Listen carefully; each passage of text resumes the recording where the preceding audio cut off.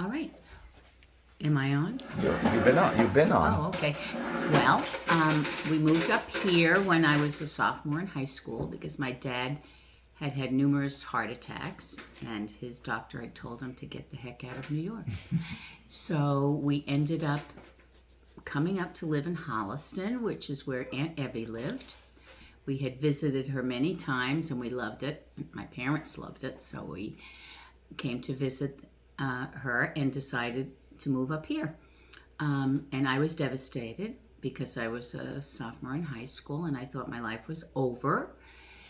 However, I came to find out that it was much more fun to be a little fish, big fish in a little sea than a little fish in a big sea. Oceanside had a lot of kids, a lot of student body, and my graduating class was 120 people. So we moved to Holliston, and I was the new girl, so lucky me. Loved my high school times at Holliston, and then I ended up working in various places after high school. I was supposed to go to Wellesley College, but I opted out because I didn't want to be a burden to my mother and be home. I just wanted to go out and make money, so I went to Catherine Gibbs School for a quick year of executive secretary training and got some cool jobs with it. And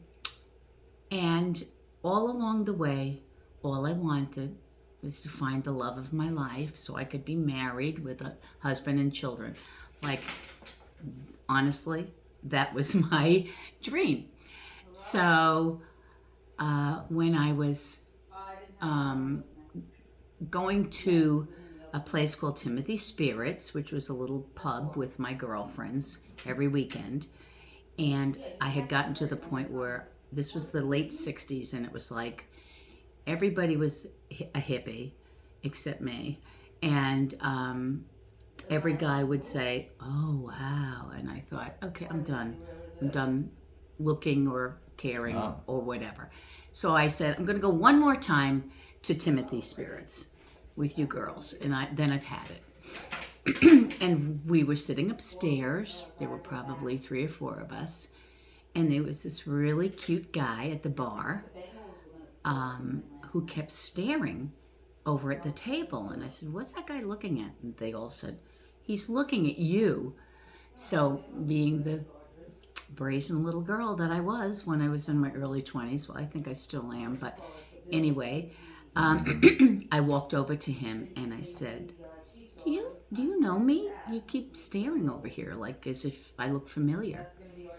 And he dropped his eyes down and he said, then he looked back up at me, he said, "This is going to sound like the cheesiest pickup line, but honestly, I feel like I've met you before." And because he was so honest and so cute about it, I was interested because he was very cute. So we invited him over to the table, and after hours, we went to a place called the Copper Kettle, and where everybody would go after hours to have like a middle of the night breakfast after they went to the bars. And we sat in this booth and talked for like 2 or 3 hours nonstop, which for me was typical. But for Kevin, it was unusual because usually he said he would have about 2 sentences with a girl, and then he would be like, "Oh God, now what?" So he was amazed that he could sit with somebody and talk for this long about things that interested him. We had a lot of the same interests. So anyway, moving ahead, we started dating. We dated for quite a while. We met in late October. And by December of that year, I told everybody where I was working at the Marriott Hotel that I thought I might get an engagement ring. And when I came back from Christmas vacation, they were all like, "Where is the ring? I said, "Well, I didn't get a ring. I got a pair of leopard skin Dr. Denton pajamas." And they all were like, mouth open, nobody spoke. I said, I have no idea what that was for, what it means. No ring. I was disappointed, to say the least. Anyway, year goes by. It's Christmas again. I'm waiting for my engagement ring. I'm thinking, this is going to be it. This is going to be it. And by this time, I knew his family. I knew his sisters. We were very close. And Kevin and I walked into the kitchen at his mom's house for Christmas Eve dinner. And his sisters came racing in. He went into the other room. They came racing in, sat me down, and they whispered and whispered, you're going to get a box for Christmas, a little box, but we want you to know it's not the one you want. It's not what you want. We don't want you to be devastated in front of everybody. So, sure enough, I opened my little box, and it was a beautiful blue star sapphire ring, but it wasn't an engagement ring. So at this point, I'm thinking, okay, now, come on. So a few months later, Kevin and I were out on a date, and he went back home to his house. Dropped me off at my apartment. And about 3 o'clock in the morning, I called him and I said, you have to come here. I have to talk to you. So you can imagine, he thought either I was ill, I was pregnant, I was breaking up with him, something. So he came over to my apartment and we sat on the couch together. And I just looked at him and said, when are you going to love me? When are you going to tell me you love me? I mean, I feel like you do, but you've never said it. And he said to me, once again, a very honest answer, when I know that it will be forever and I'll never, never take it back. And I thought, oh God, all right, that's a good answer. I'll have to live with that. And so he went back home, and I was disappointed, but I lived with that answer. And a couple months later, he told me he loved me, and we started talking about getting married. Then he and I went shopping for engagement rings and diamonds. So we kind of picked out a diamond in a setting that was, I showed him what I liked, but we didn't get it. So months later, I went on a little vacation with my friend Sandy Fagus to Bermuda, and when we came home, a friend of ours, Patsy Tatey, and Sandy, and Kevin and I, they took us to the Sheraton Tower for dinner when we got back, when they picked us up from the airport. And we had great dinner, and I went to the ladies' room. When I came back, there was champagne around the table, and they said, well, let's make a toast. So, okay, we toast. I start to drink, and they go, don't drink that.